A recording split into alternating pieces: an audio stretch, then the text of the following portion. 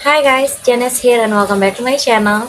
Makasih banyak buat kalian yang udah mau klik video ini dan juga udah mau subscribe. Thanks a lot. Dan kalau seandainya kalian ada yang baru atau baru aja ketemu sama aku, salam kenal, nama aku Jene dan kalian bisa bantu aku untuk subscribe biar aku makin berkembang guys. Oke.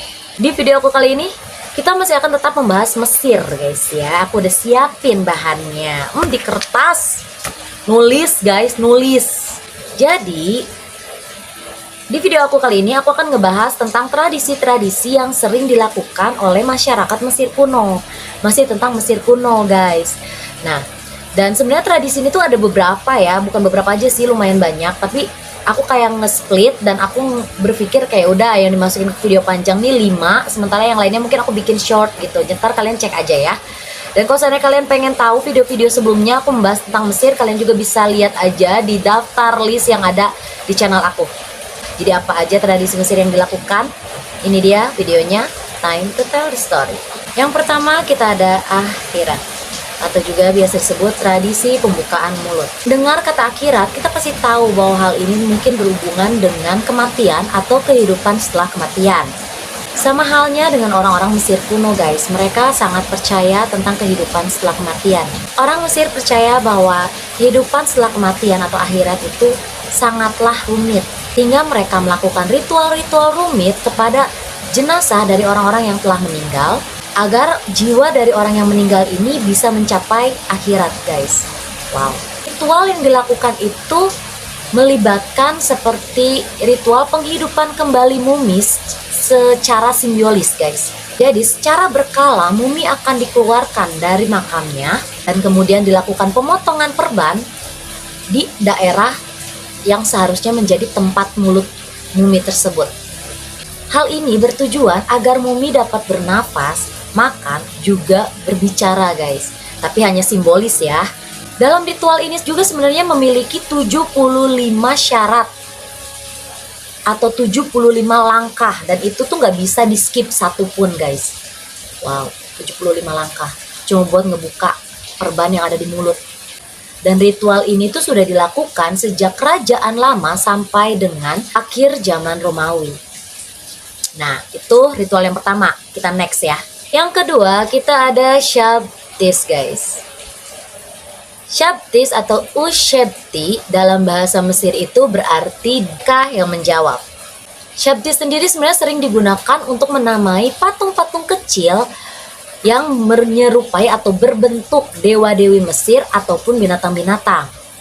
Biasanya nih patung Shabtis ini tuh dibuat dari kayu atau enggak faience, batu, bahkan untuk beberapa sultan atau orang-orang kaya Mesir sana, mereka suka membuat Shabtis dari lapis lazuli guys. Kalau lapis lazuli itu aku ingat jadi mini craft yang warnanya biru itu loh. Kalian di sini yang main mini craft nggak? Oke, balik lagi ya.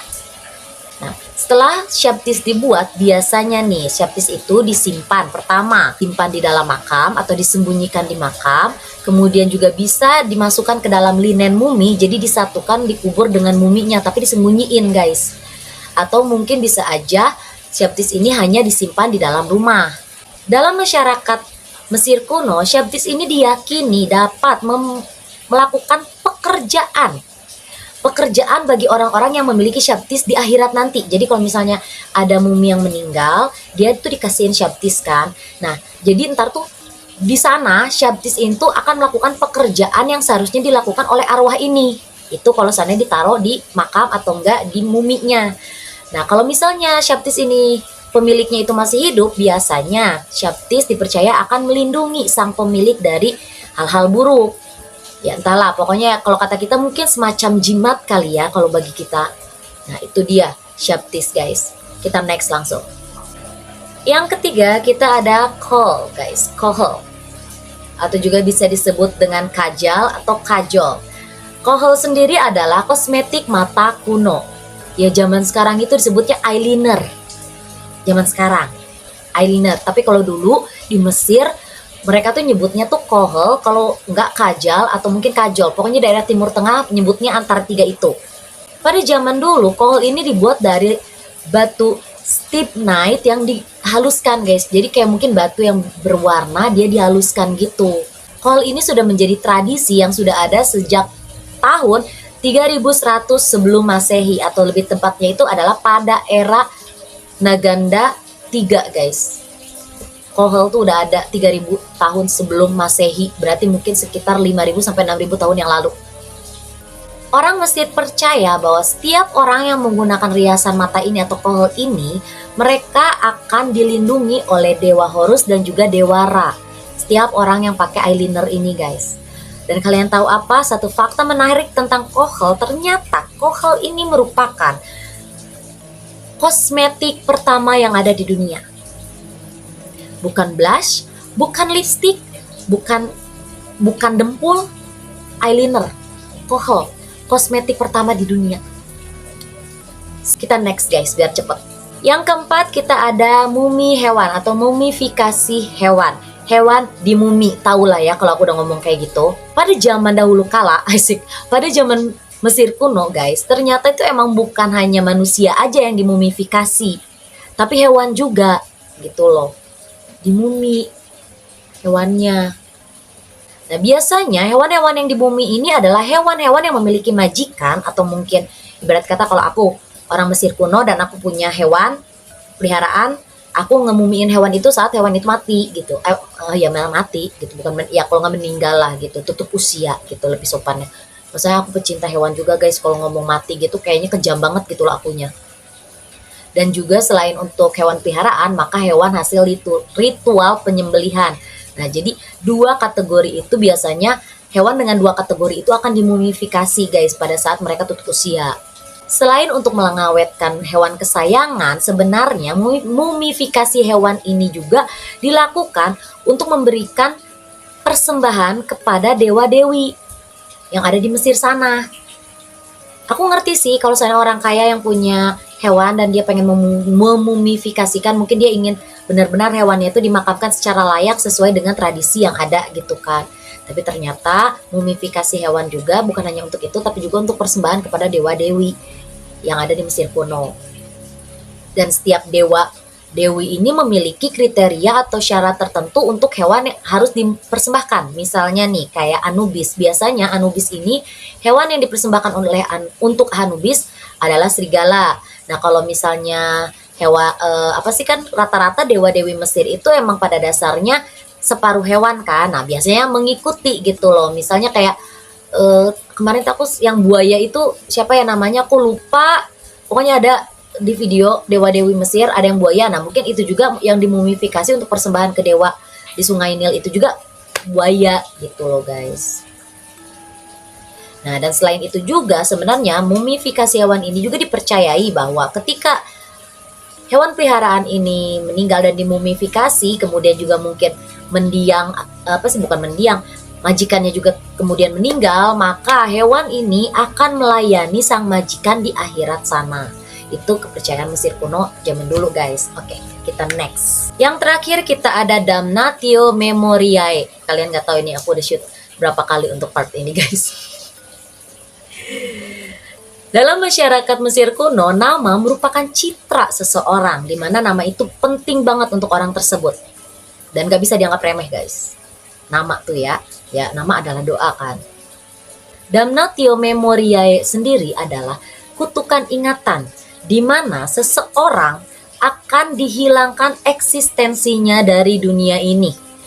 Jadi dia dianggap gak pernah ada. Jadi bukan dihukum mati, guys, bukan. Kalau dihukum mati kan masih ada batu nisan lah, apalah gitu kan masih ada.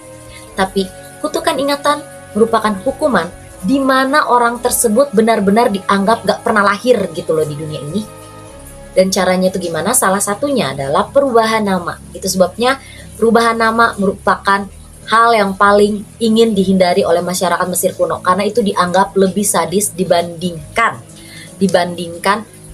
hukuman mati, guys. Karena ketika mereka diubah namanya, mereka benar-benar harus merupakan identitas mereka yang dulu dan mengikuti, kalau kata kita mungkin seperti hidup baru, tapi sebenarnya nama yang dipilihkan juga untuk digantikan ini nggak bagus gitu loh artinya. Misalnya nih ya, kita punya nama yang berartikan bagus, tapi diganti jadi namanya tuh yang artinya tuh rada jelek. Dan keluarga kita pun sudah kita nggak punya keluarga lagi, kita nggak punya siapa-siapa, kita benar-benar sendirian di situ. Dan bukan hanya itu aja ya, guys, ada beberapa Contoh di mana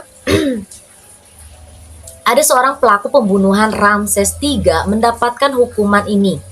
Nah, pada awalnya pelaku dari pembunuhan Ramses III ini bernama Merira yang berartikan dicintai oleh Ra.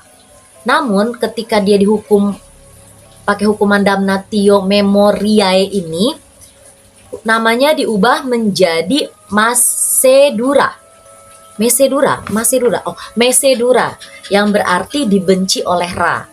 Nah, selain itu juga sering ditemukan pada zaman sekarang itu gambar atau lukisan di di beberapa tempat situs kuno di Mesir, di mana ada gambar yang wajahnya tuh dikikir, guys. Dikikir, jadi biar nggak kelihatan. Nah, itu tuh sebenarnya salah satu bagian dari bentuk hukuman damnatio memoriae. Jadi bukan hanya diubah namanya, tapi kalau misalnya dia itu adalah anggota kerajaan di mana dia itu ada beberapa kayak punya beberapa lukisan gitu loh, lukisan keluarga kah, atau misalnya ukiran-ukiran ada di sebuah kuil yang menceritakan orang ini, ketika dia dikutuk atau hukuman ini, maka semua gambar yang ada dianya tuh langsung dicoret-coret gitu, guys. Itu salah satu bentuk. Jadi kalau seandainya kalian pergi ke Mesir dan kalian melihat ada beberapa lukisan atau mungkin ukiran yang ada kikirannya, jadi kayak dihapus gitu, itu artinya orang yang ada di lukisan itu pernah mengalami yang namanya damnatio memoriae, guys. Oke. Kalau kalian ada yang nanya kenapa ini backgroundnya jadi beda, jadi rada geser, ini dikarenakan tadi kan aku udah bilang yang terakhir kita ada bla gitu kan. Ternyata ini nggak yang terakhir, masih ada satu lagi. Aku nulis 6, tapi aku ingatnya kayak cuma 5. Jadi sekarang yang terakhir kita ada pengungkapan gender atau gender reveal. Ini beneran yang terakhir, guys. Gender reveal. Jadi gender reveal itu udah ada dari zaman dahulu kala ternyata, guys. Dari zaman Mesir kuno. Cuma nggak kayak kita. Kalau kita kan kayak tusuk balon. Kalau kertasnya warna biru cewek, cowok. Kalau pink cewek, kayak gitulah. Kalau kita gender revealnya kan. Nah, kalau zaman dulu itu sedikit berbeda, guys. Bentar.